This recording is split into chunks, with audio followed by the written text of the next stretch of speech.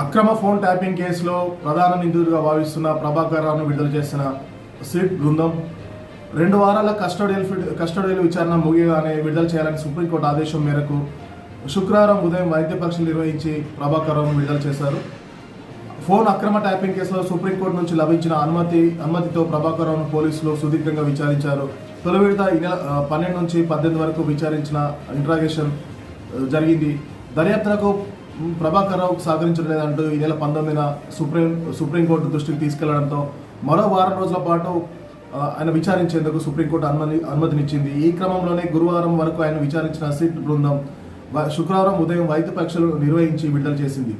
మరోవైపు ఈ కేసులో ప్రత్యేక దర్యాప్తు బృందం కీలక ఆధారాలు సేకరించే పనిలో తలమునకలై ఉంది.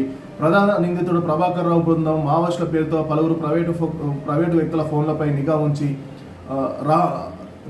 రహస్యంగా ఆధారాలు సేకరించి వాటితో వారిని బెదిరింపులకు పాల్పడినట్లు భావిస్తున్న సిట్ సాక్ష్యాధారాన్ని పకడ్బందీగా సేకరించే పనిలో నిమగ్నమై ఉంది.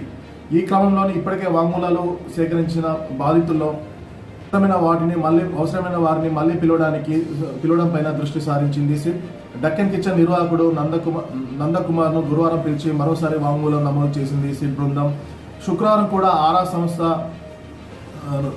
సంస్థ అధినేత ఆస్థానాలను పిలిచి కూడా మరొకసారి వాంగ్మూలంని రికార్డ్ చేశారు. సిట్ బృందం వాస్తవానికి 2023 నవంబర్ 15, 30 తేదీల మధ్య దాదాపు 4,000కు పైగా ఫోన్లను ప్రభాకర్ రావు బృందం అక్రమంగా విన్నట్లు తేలింది.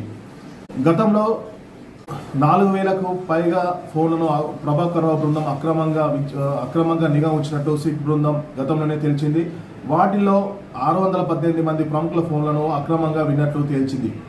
వీరిలో కొందరికి నోటీసులు జారీ చేశారు. వారి విచారణకు హాజరై వారి వాంగ్మూలాన్ని కూడా నమోదు చేశారు. అప్పట్లో వాంగ్మూలాలు కొందరు బాధితులకు సంబంధించిన సమగ్ర సమాచారం లేదని గుర్తించిన నేపథ్యంలో తాజాగా మరోసారి విచారణకు పిలుస్తున్నారు. ప్రభాకర్ రావు ఇంట్రాగేషన్లో లభించిన సమాచారంతో పాటు మరోసారి విచారణకు పిలుస్తున్నారు.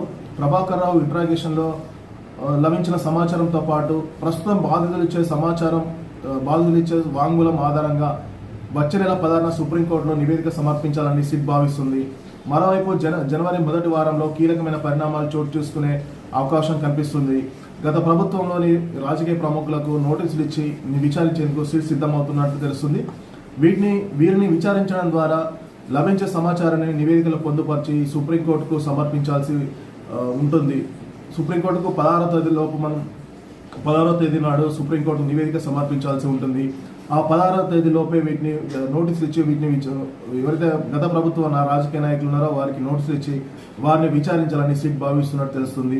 ఏదేమైనప్పటికీ జనవరిలో కీలకమైన మలుపు తిరిగే ఫోన్ ట్యాపింగ్ కేసు కీలకమైన మలుపు తిరిగే అవకాశం స్పష్టంగా కనబడుతుంది.